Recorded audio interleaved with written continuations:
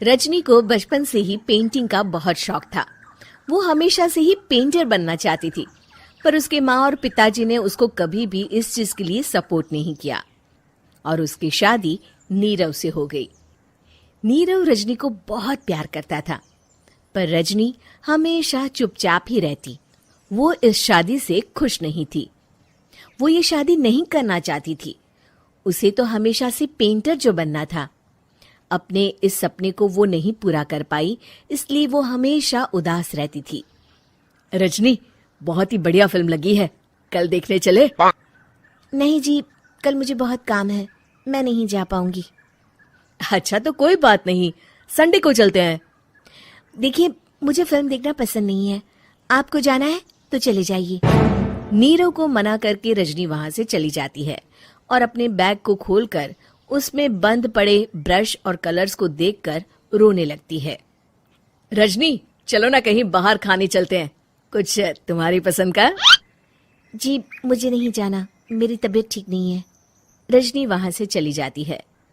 नीरव को समझ नहीं आता कि रजनी उससे इतना दूर क्यों रहती है।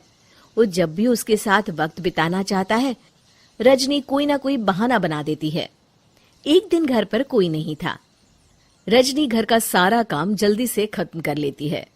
घर पर अकेले होने के कारण वो सोचती है कि वो आज पेंटिंग करेगी। वो अपने कमरे में जाकर पेंट ब्रशेस और कलर्स निकालकर जैसे ही कलर मिक्स कर रही होती है कि दरवाजे पर बेल बज जाती है। अब कौन आ गया इस वक्त? इतनी मुश्किल से तो मुझे पेंट करने का मौका मिला है।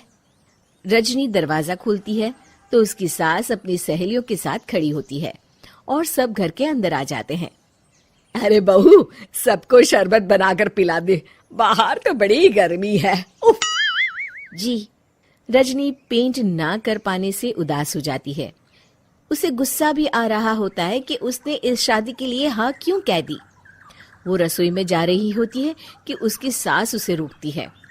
बहू, सबके खाने का भी इंतजाम कर लेना, आज का लंच तो ये सब यहीं करेगी। हाँ।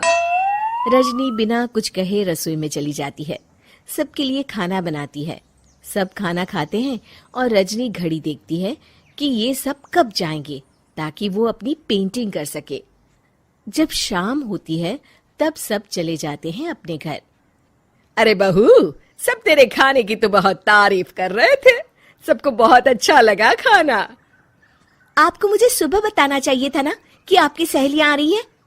पता भी है कितना वक्त लगा सारा खाना बनाने में। अरे बहू, तू ऐसे कैसे बात कर रही है मुझसे? तो और कैसे बात करूं? मैं इस घर की कोई नौकरानी नहीं हूं कि इतना काम करूंगी। रजनी अपने कमरे में जाकर दरवाजा बंद कर लेती है।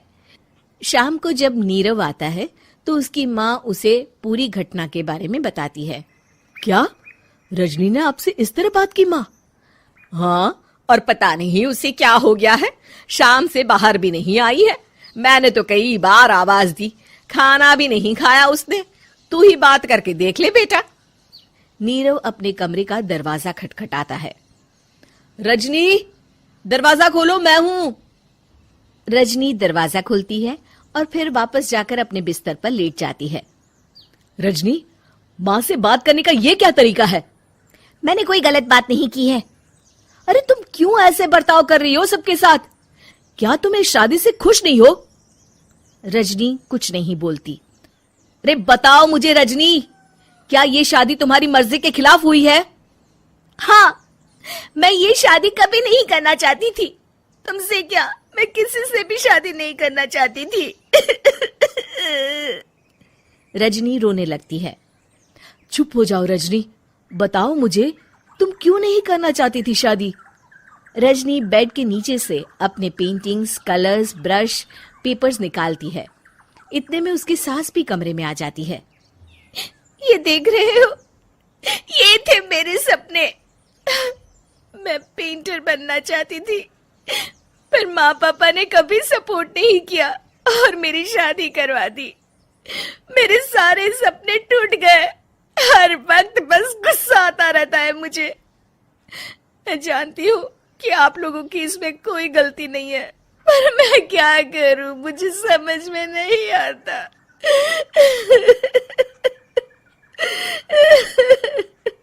रजनी फूट फूट कर रोने लगती है।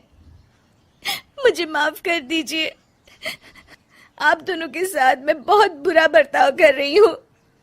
अरे रजनी बेटा, चुप हो जाओ तुम। नीरव पानी लेकर आता है। ये लो पानी पियो और शांत हो जाओ। रजनी पानी पीती है और उसकी सास पेंटिंग्स देख रही होती है।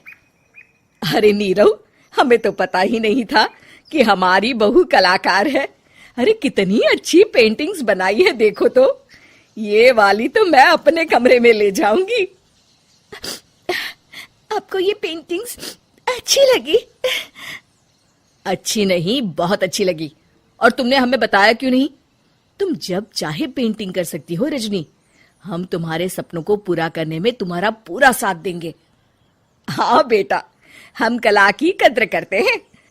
हम कलाकार तो नहीं, पर मुझे गर्व है कि मेरी बहू एक कलाकार है। रजनी, नीरव और सास तीनों हंस पड़ते हैं।